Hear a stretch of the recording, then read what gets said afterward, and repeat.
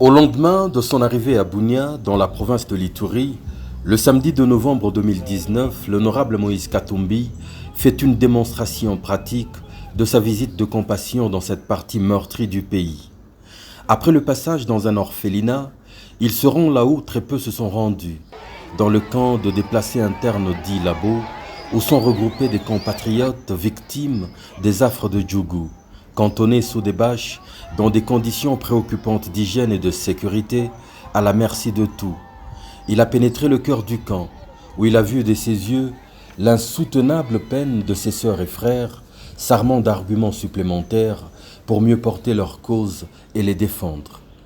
Après son entrée triomphale à Kindu, le jour d'avant, comme à ses habitudes de chrétien pratiquant, il a tenu à prendre part à la première messe en la cathédrale.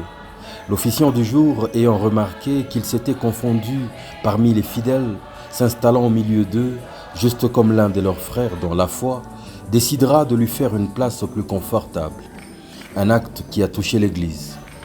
Car quiconque s'élève sera abaissé, et quiconque s'abaisse sera élevé, rappelle l'évangile de Jésus-Christ selon Luc.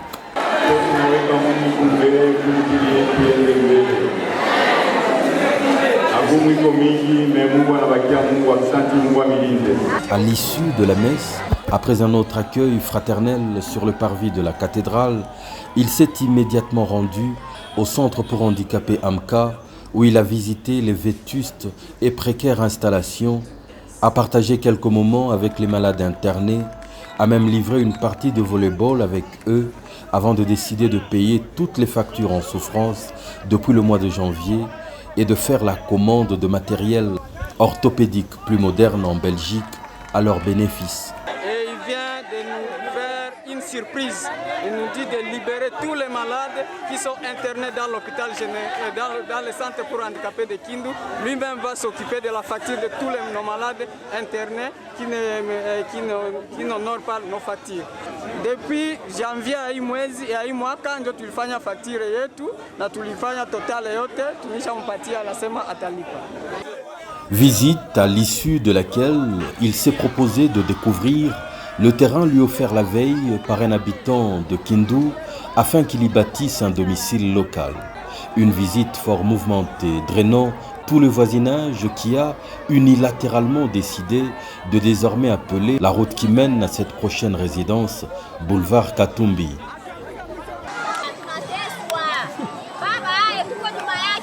Pour remercier les nombreux habitants de Kindu qui ont bravé le fleuve la veille pour l'accueillir, il a décidé d'aller à leur rencontre. Le bac de l'office de route est à peu près dans le même état que le pays, hélas.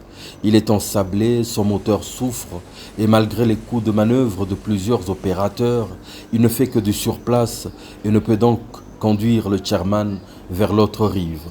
Même s'il ne s'agit que d'une visite à l'improviste, il tient à aller à la rencontre de la population de l'autre côté, dans la commune d'Alunguli. À la surprise et malgré les doutes des membres de sa suite, il décide d'effectuer une traversée de fortune en pirogue. C'est par ce moyen qu'il atteint la commune d'Alunguli où la population, aussitôt informée, s'est ruée à sa rencontre. Les gestes d'attention se multiplient alors.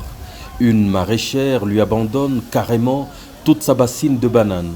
Un jeune décide d'augmenter sa fortune de 500 francs congolais et ainsi de suite. Il choisit de passer par l'hôpital communal où, comme ailleurs, il libère la tonne de factures impayées par les malades depuis plusieurs mois.